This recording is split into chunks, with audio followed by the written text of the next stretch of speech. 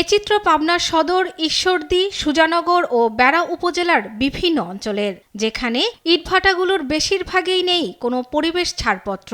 নিয়মনীতির তোয়াক্কা না করেই প্রশাসনের কিছু ঊর্ধ্বতন কর্মকর্তাদের যোগসাজশেই চলছে এসব ভাটার কার্যক্রম।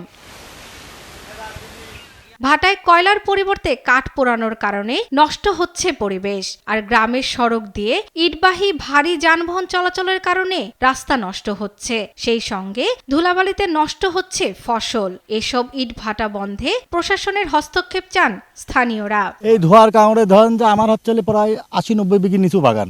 এই নিচু বাগান এই ধোয়ার কারণে আপনার যে এই ছাইটা পড়ে, এই ছাইটার কারণে আপনার কোনো গাছে ফল আসে না।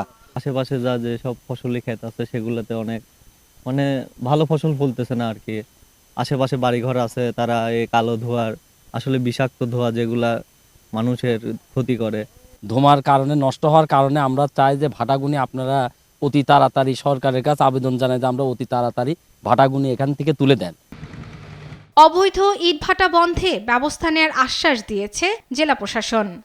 সকল ইউনো স্যারকে, তারপরে ডিসি স্যারকে, এডিএম স্যারকে সকল অবৈধ ভাটার তালিকা দেওয়া আছে এবং মহলকুট করার জন্য অনুরোধ করা হয়েছে এবং আমাদের তরফ থেকে যেই ধরনের লজিস্টিক সাপোর্ট দেওয়া আমাদের প্রাপ্যতা সাপেক্ষে আমরা দিব, সবগুলো আমরা এনশিওর করছি। অবৈধ ইট ভাটা রয়েছে তাদের বিরুদ্ধে আমাদের অভিযান অব্যাহত আছে। আমরা প্রতি সপ্তাহে অবৈধ ইট ভাটাগুলোর বিরুদ্ধে ব্যবস্থা নিচ্ছি। জেলায় প্রতিদিন গড়ে এসব ইট ভাটাগুলোতে কাঠ পোড়ানো হয় 2800 মেট্রিক টন। শর্মিলা কেয়া, নিউজ ডেস্ক, দেশ টিভি।